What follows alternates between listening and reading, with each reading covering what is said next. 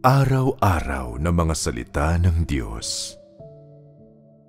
Sa pagsasagawa, ang pagsunod sa mga kautusan ay dapat iugnay sa pagsasagawa ng katotohanan. Habang sumusunod sa mga kautusan, kailangang isagawa ng tao ang katotohanan. Kapag nagsasagawa ng katotohanan, hindi dapat labagin ng tao ang mga prinsipyo ng mga kautusan, ni salungatin ang mga kautusan. Kailangan mong gawin ang anumang ipinagagawa sa iyo ng Diyos. Ang pagsunod sa mga kautusan at pagsasagawa ng katotohanan ay magkaugnay, hindi magkasalungat. Kapag lalo mong isinasagawa ang katotohanan, lalo kang nagkakaroon ng kakayahang sundin ang diwa ng mga kautusan. Kapag lalo mong isinasagawa ang katotohanan, lalo mong mauunawaan ang salita ng Diyos ayon sa ipinahayag sa mga kautusan. Ang pagsasagawa ng katotohanan at pagsunod sa mga kautusan ay hindi magkasalungat na mga kilos. Magkaugnay ang mga ito. Sa simula, matapos sundin ng tao ang mga kautusan, saka lamang niya maaaring isagawa ang katotohanan at makamit ang kaliwanagan mula sa banal na Espiritu. Ngunit hindi ito ang orihinal na layo ng Diyos. Hinihiling ng Diyos na ituon mo ang puso mo sa pagsamba sa Kanya, hindi lamang pagkilos ng maayos.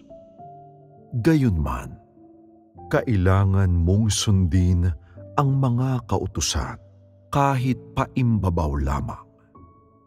Unti-unti sa pamamagitan ng karanasan, matapos magtamo ng mas malinaw na pagkaunawa sa Diyos, titigil ang mga tao sa pagsuway at paglaban sa Kanya, at hindi na magkakaroon ng anumang mga pagdududa tungkol sa Kaniyang gawain. Ito lamang ang paraan para makasunod ang mga tao sa diwa ng mga kautusan.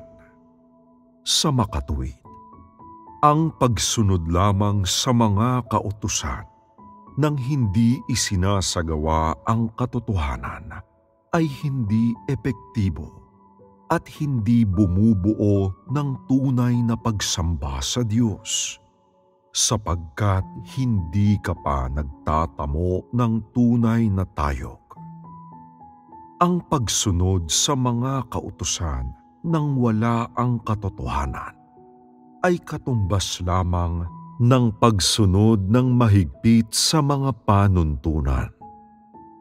Sa paggawa nito, ang mga kautusan ay magiging batas mo na hindi makakatulong sa iyo na lumago sa buhay.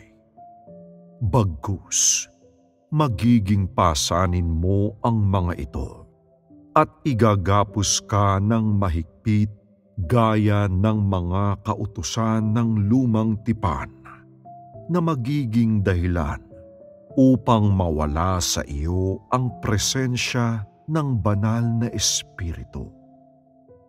Sa makatuwid, sa pagsasagawa lamang ng katotohanan mo, epektibong masusunod ang mga kautusan at sinusunod mo ang mga kautusan upang isagawa ang katotohanan. Sa proseso ng pagsunod sa mga kautusan, isasagawa mo ang mas maraming katotohanan.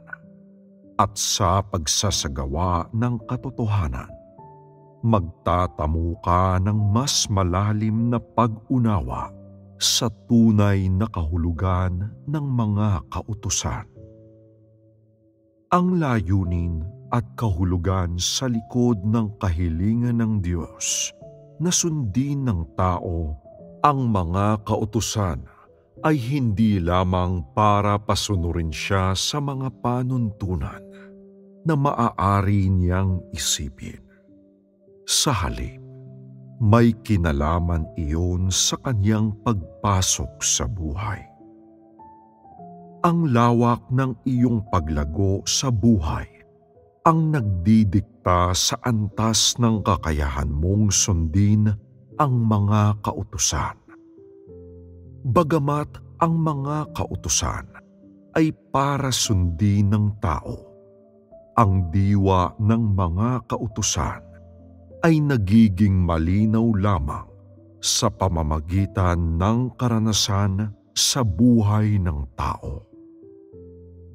Ipinapalagay ng karamihan sa mga tao na ang maayos na pagsunod sa mga kautusan ay nangangahulugan na sila ay handang-handa at ang kailangan na lamang gawin ay sumunod. Kalabisan ang ideyang ito at hindi naaayon sa kalooban ng Diyos. Yaong mga nagsasabi ng gayong mga bagay ay ayaw sumulong at nag-iimbot sila sa laman. Walang katuturan iyan. Hindi iyan nakaayon sa realidad. Hindi kalooban ng Diyos na isagawa lamang ang katotohanan nang hindi talaga sinusunod ang mga kautusan. Yaong mga gumagawa nito ay mga pilay. Tulad sila ng mga taong nawawala ang isang paa.